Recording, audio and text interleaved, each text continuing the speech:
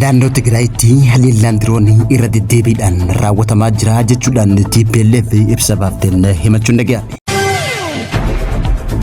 Itoophiyaa fi Xaaliyaaniin riiformii diinagdee maakroo deeggaruudhaaf waliigaltee liqii yuuroo miiliyoona 70 walii mallatteessuun ibsame. Obbo Geetaachoo Raddaa waa'ee lola kaabaa Itoophiyaa ilaalchisee kaleessa viidiyoon gadhiifame kan ammaatii miti jechuudhaan gabaasa raayyaan ittisa biyyaa Itoophiyaa kaleessa gabaasee qoffise. Daawwattoota fi hordoftoota Hegeree Miidiyaa nageenyi keenya bakka jirtan maratti sana dhaqqabu guyyaan irraa waxabajii 29 barri 2026 kanneen amma isin dhageessifne hanga footoo Hegeree Miidiyaatti amma bal'ina tuttaansa. Dhaabni TPLF adda bilisummaa uummata Tigraay wayyaaneen hojii waraanaa gaggeessaa akka jirtu haaltetti jirti. Gareen tun akeekkachiisa gamtaan Awurooppaa hordofuudhaan ibsa baafteen mootummaan federaalaa irratti himannaa dabalataa dhiyeessuudhaan dhugaan lafarra jiru garuu kan gamtaan Awurooppaa qoba qabu miti jechuudhaan gamtaan Awurooppaa bulchiinsa mootummaa yeroo humnaan diiguun seera qabeessaa miti jechuudhaan gamtaan Awurooppaa TPLF komatee ilaalchisuudhaan ibsa baafteen mootummaa federaalaa irratti himannaa dhiyeessite. Dhaabni TPLF deebii cimaa gamtaa Awurooppaatiif kanneen ibsaa fi qeeqa jila gamtaa Awurooppaa Itoophiyaa irratti ilaalchise haala yeroo Tigraay irratti dhiyeesse guutumatti sirrii miti jechuudhaan koffise. Dhaabbanni himannaa jila gamtaa Awurooppaa wayyaaleen mana marii naannoo wal fakkaatu hundeessuun hojii waraanaa taasisuu laallataa jechuudhaan haa ta'uutii malee ammoo TPLF himannaa gamtaa Awurooppaa koffisuudhaan ibsi gamtaa Awurooppaa dhugaa lafarra jiru odeeffannoo sirrii kan hin qabne jechuudhaan koffisan.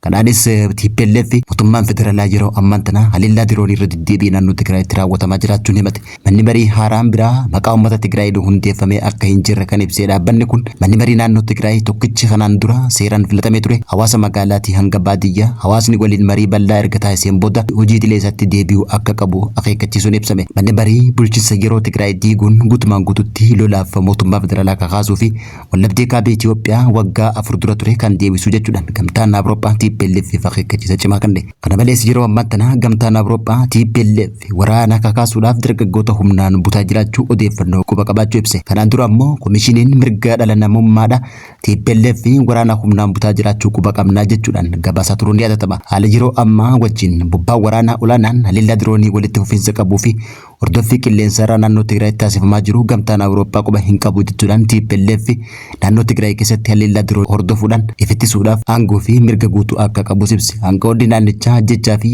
balaa dabalataan dhufuu danda'u ofirraa eeguudhaaf waraana leenjisuun dirqama ta'uu deebii kananitti jiran. Kanaanis TPLF gama tokkoon leenjii waraanaa taasisaa jiraachuu ragaa kan baate hoggaa ta'u waliigaltee Piriitooriyaa mallatteessee ammoo mootummaa federaalaa cabsee jechuudhaan himannaa irra deebi'anii dhiyeessan. Itoophiyaa fi Xaaliyaaniin riiformii diinagdee maakroo jiru deeggaruudhaaf waliigaltee liqii yeroo dheeraa yuuroo miiliyoona 70 ta'u mallatteessuun dhaga'ame. Waliigaltee har'aa tanaan ministeerri maallaqa Itoophiyaa Obbo Ahmad Shidee fi Itoophiyaatti ambaasaaddarri Xaaliyaanii Seem Faabriziin mallatteessanii jiraachuun mul'ate. Ministeerri maallaqaa Ahmad Shidee akka ibsetti Itoophiyaan tumsa misoomaa fi tumsa michoota misoomaa ichi waliin taasiftuun waliigaltee tanaan dura sadarkaa irra hin gaamin irra gahuu ibse. Itoophiyaan deeggarsa baajata yuuroo miiliyoona 150 Xaaliyaanii irraa argattu hime. Haaluma wal fakkaatu waliigalteen liqii yeroo dheeraa kun yuuroo miiliyoona 7 kan ta'uun guyyaa irraa mallatteessanii jiraachuu ibse. Mootummaa Xaaliyaaniitii fi Itoophiyaa jidduutti tumsi diinagdee fi michummaa cimaan akka jiru kan ibse Obbo Ahmad Shideen Xaaliyaan biyyoota michuu Itoophiyaa ta'an keessaa isii tokko ta'uu ibsuudhaan haaromsa diinagdee Itoophiyaa fi piroojeektii misoomaa adda addaa deeggaraa akka jirtus beeksise. Itoophiyaan waggoota lamaan dabran kana riiformii diinagdee maakroo hunda galeessite milkaa'inaan xumuruu isii ibsuudhaan waliigalteen riiformii diinagdee biyya keessaa biyyattiin guddina diinagdee itti fufuudhaan milkaa'ina akka gonfattuuf Xaaliyaaniin deeggarsa jabaa taasisaa jiraachuun ibsame. Itoophiyaan dameen isaa bunaa fi misooma magaalaa irratti mootummaa Xaaliyaanii waliin tumsa cimaa akka qabdu kan ibse Obbo Ahmad Shideen bu'aa qabeessummaa deemsa haaromsa diinagdee Itoophiyaa irratti amantaa olaanaa qabaachuullee ibse. Itoophiyaan deeggarsa baajataa marsaa 3 baankii addunyaa waliin waliigaltee doolaara biiliyoona takka qabxii 4-5 mallatteessuullee hubachiise. Itoophiyaatti ambaasaaddarri Xaaliyaanii Seemii Faabriziin gama isaatiin ibsa kanneen Xaaliyaaniin adeemsa haaromsa diinagdee biyya keessaa Itoophiyaadha kan jajjabeessu ta'ullee mirkaneesse. Waliigaltee deeggarsaa itti fufiinsa qabduun Xaaliyaaniin adeemsa haaromsa Itoophiyaaf gootu kan agarsiiftu hoggaa ta'u Itoophiyaan haaromsa diinagdee biyya keessaa hojiirra oolchite hordofuun kallattii sirrii ta'een kan deeggartu ta'ullee hubachiiseeti jira.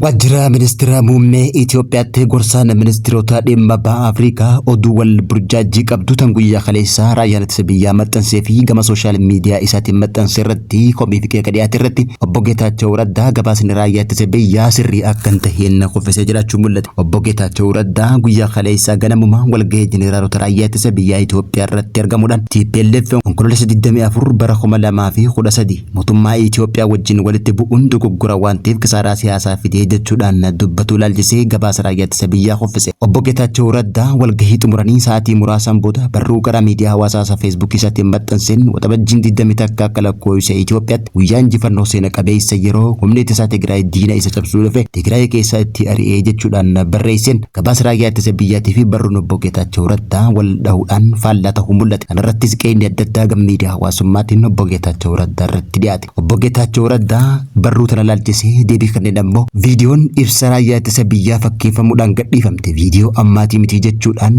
ibsi ganama kana raayyaan ittisa biyyaa maxxansee sirrii akka hin taane barruu isaatiin irra deebi'ee beeksise. Gorsaan ministeera muummee dhimmoota baha Afrikaa obbo Geetaachoo Raddaa yaadni maqaa isaatiin fuula feesbuukii raayyaa ittisa biyyaa Itoophiyaa irratti maxxanfame guutumaan guututti yaada sobaa ta'uu beeksise. Gabaasni fuula feesbuukii raayyaa ittisa biyyaa hordoftoota gara miiliyoona tokkotti dhiyaatu irratti maxxanfame kun waldajjii nageenya biyyaalessaa irratti dubbatame ja'ame kan ammaa osoo hin taane kan bubbulee jechuudhaan obbo Geetaachoo Raddaa gabaasni amma dhiyaate haasawaa kiyya qaammaa wajjin kan waliin qabannee jechuudhaan ibse. Haa ta'u malee qorannoon walabaa weeqaataa akka ibsetti wanni kun faakti cheekidhaan irra gaame waraabbiin sagalee yookaan ragaan amanamaan sun haasawaa amma taasifame ta'uu akka argate miidiyaan weeqaatti gabaasee jira. Obbo Geetaachoo Raddaa haa ta'uti malee gabaasni ganama kana dhiyaate kan haasawaa wajjin wal qabatu haasawaa yeroo hariiroo Itoophiyaa Somaaliyaa fi Masrii ilaalchisee an kanaan dura taasise malee haasawaa gabaasa raayyaa ittisa biyyaa dhiyaateef kan laallatu miti jechuudhaan ibse.